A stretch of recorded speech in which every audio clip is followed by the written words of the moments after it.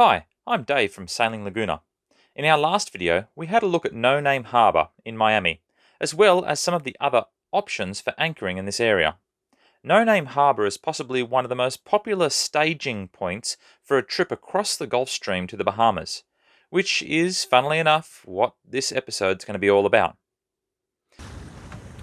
Well, bye-bye Miami, bye-bye Name Harbour.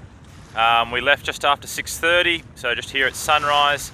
The forecast for today is we've got about 15 to 20 knots from the south. We're heading west, and we should have some seas of just like 3 feet with a period of 5 seconds.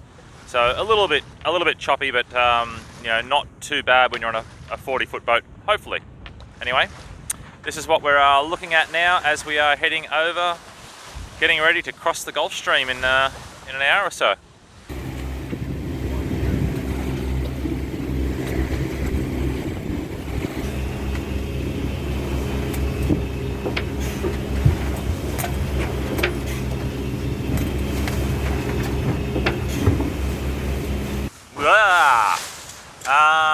Okay, so conditions are certainly a bit worse out here than what I thought they would be, mainly because I think I certainly underestimated the effects of the Gulf Stream. So there's a southerly breeze that's blowing, and we need to head east. So we should basically be sailing on our beam here, which is a nice sailing position. But the thing I underestimated is we can't actually sail. We're actually going in that direction. Like, we're going 45 degrees off from where the boat is actually pointing. Because the Gulf Stream is taking us north so quickly, the wind's coming from the south, we're actually pointed, southeast, but we're actually going east. So we can't actually sail, and because the boat's also pointing this direction, it means that we are actually, of course, going over the waves. We're hobby horsing a lot more than what I thought we would. The seas at the moment, as I said, they're about 3 foot.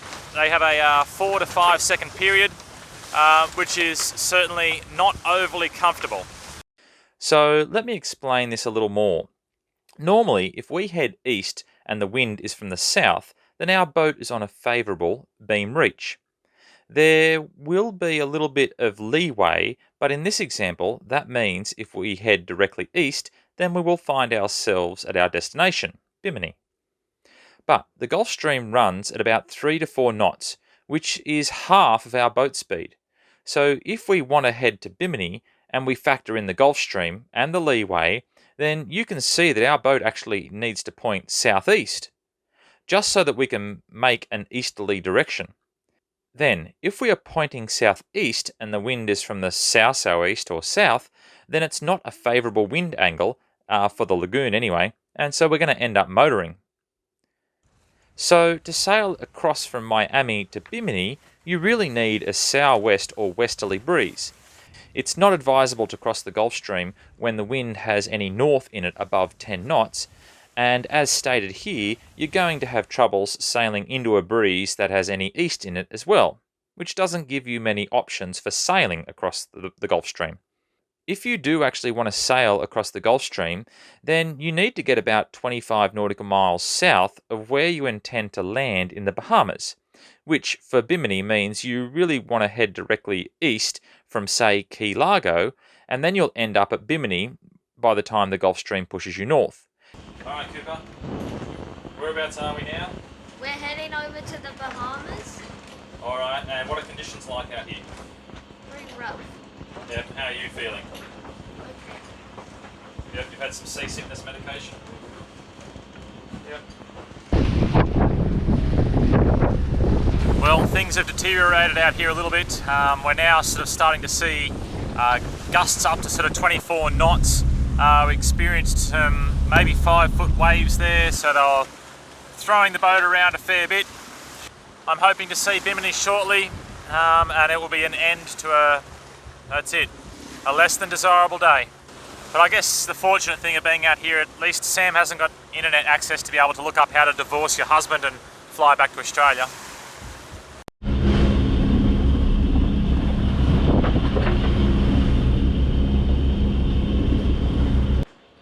We're almost there.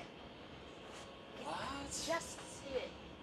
Alright, well, this is certainly not how I ever imagined turning up to the Bahamas, but here we are. We've arrived at Bimini.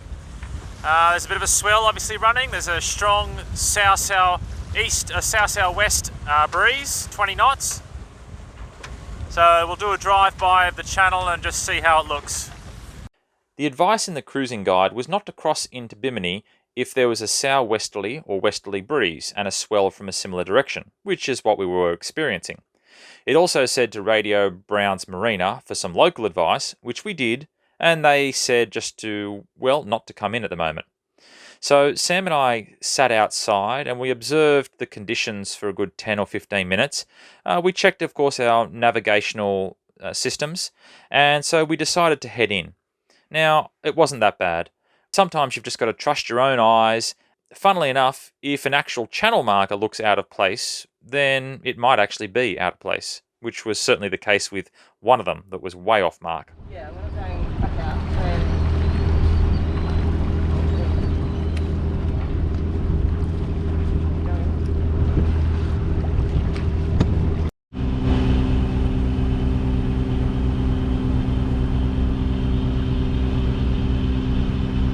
We decided to head up to the northern anchorage, where we unintentionally came across Sammy Malou, who I'd actually been messaging since we left Australia.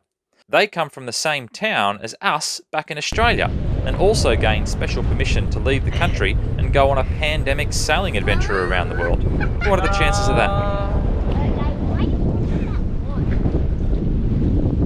Note that it's probably not a good idea to anchor in the western of these two bays. If the cargo ship doesn't get you, then one of the seaplanes might.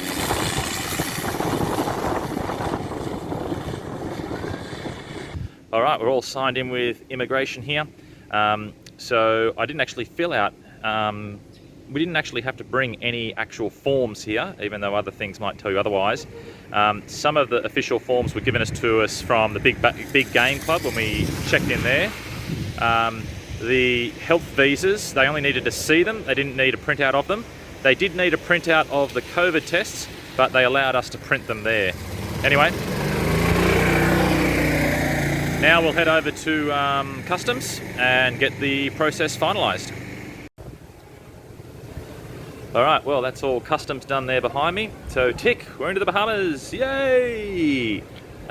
The customs basically is just on your right. That's the Big Game Club just down here. But you've got to go to immigration first, then customs. Anyway, let's go back and tell everybody on board.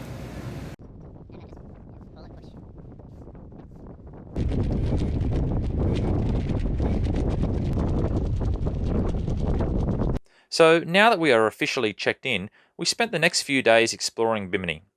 We landed the tender at the Big Game Club, where the sharks follow you in looking for food. Oh, look at them all. Dad, those two almost hit each other. Then I'll be mad. What's that? Those two of them almost hit each other. Then they'll be mad. Then they'll fight each other. Oh, and do they think that they'll eat each other then? Alright, so apparently this is the place where we get our SIM cards. Hello. Dolphin Electronics. We then went and got some SIM cards for the internet. Backpack. Had a swim and snorkel at the beach. Oh, and since the Hilton Casino was pretty empty, Sam asked the front desk if we could swim in the pool, and they gave us some towels and said go for it. The usually kids-free rooftop pool gave us an excellent view of the anchorage. Video. Hello. Oh, should I start the video now? Yes. Okay then. Hi. Bye.